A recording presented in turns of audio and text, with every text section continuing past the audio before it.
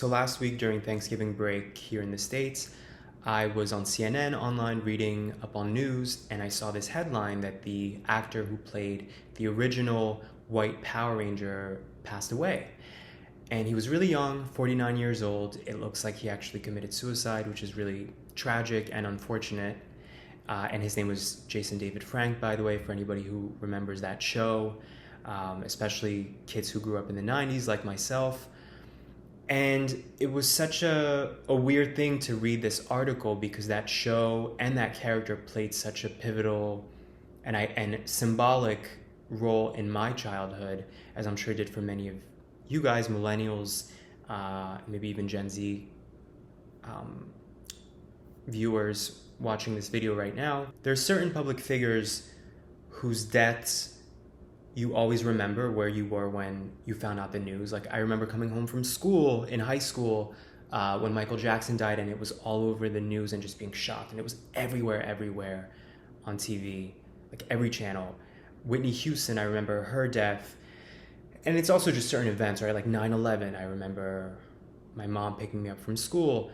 For me, this event, his death, Jason David Frank's death, has affected me that way. And it might seem like an unusual event to be hit that way, but for me it's because he played such a pivotal role in my childhood, not just as a regular sort of kid growing up, a typical millennial kid growing up in the 90s and being obsessed with the Power Rangers, and I had all the toys, the action figures, but for me also as a gay child, he was symbolic because he was like my first gay crush, and it was so obvious to me that that's what that was, that the allure that I felt from him, the attraction that I felt to him, and interestingly, specifically, the connection he had with the Pink Power Ranger on the show, sort of being jealous of that and wanting to have that with him and being like, why does he have that with a girl? Like, why can't, is it possible for two boys or men to have that?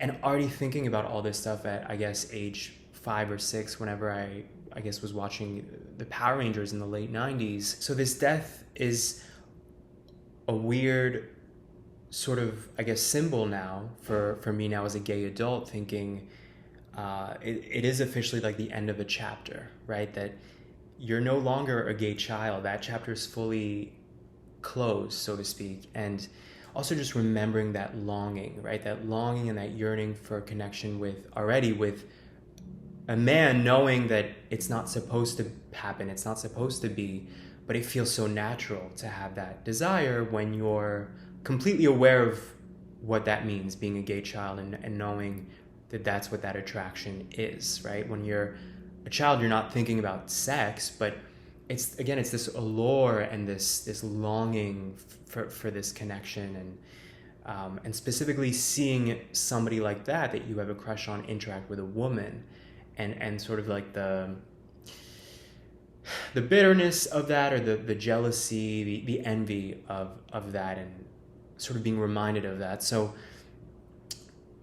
thinking about this, it's obviously really unfortunate for somebody to take his own life, and to think that somebody who played that role in your childhood had all these demons, or if he didn't have them then, he obviously has had them the last however many months or years. Very, very tragic, and so eerie too, to think he's an element of my childhood gay tragedy, right? As gay kids growing up feeling like we don't have access to that, or we're not supposed to have access to that, right? The irony that he clearly had his own demons,